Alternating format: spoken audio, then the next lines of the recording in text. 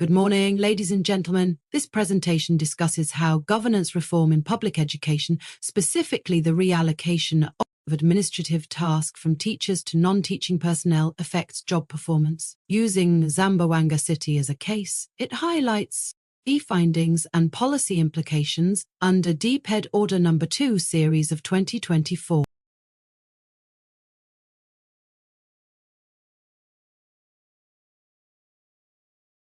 Teachers in Philippine public school have long been burdened by administrative work. DPED Order No. 2 series of 2024 addresses this by reallocating clerical and administrative tasks to non-teaching personnel, supported by DBM's creation of new administrative positions. This reform aims to improve efficiency and allow teachers to focus on Despite good intentions, governance reform can fail if roles are unclear or capacity is weak. In Zamboanga City, non-teaching traditionally had ambiguous roles. This study examines whether task reallocation improves their performance and under what conditions the reform works best. The study is grounded in three theories. Principal agent theory explains how aligning tasks with proper ropes reduces inefficiencies.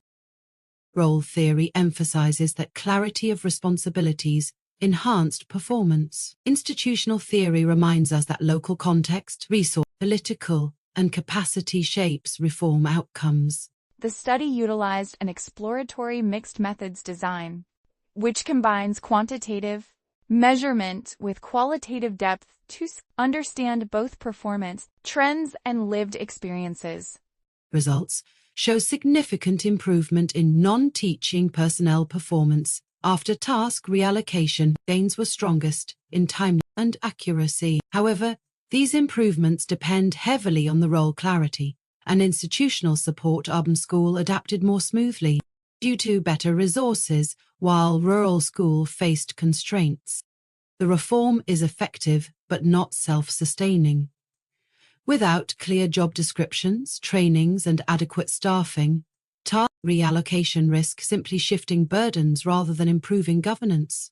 I recommend a structured administrative reallocation framework. This includes standardized job description for non-teaching staff, targeted training and OT investment, regular workload monitoring, and focused support for rural and resource-constrained schools must be matched with institutional readiness. In conclusion, administrative task reallocation strengthens school governance when implemented with clarity, capacity, and sensitivity. Non-teaching personnel are not merely support staff, they are central actors in effective public education governance. Thank you.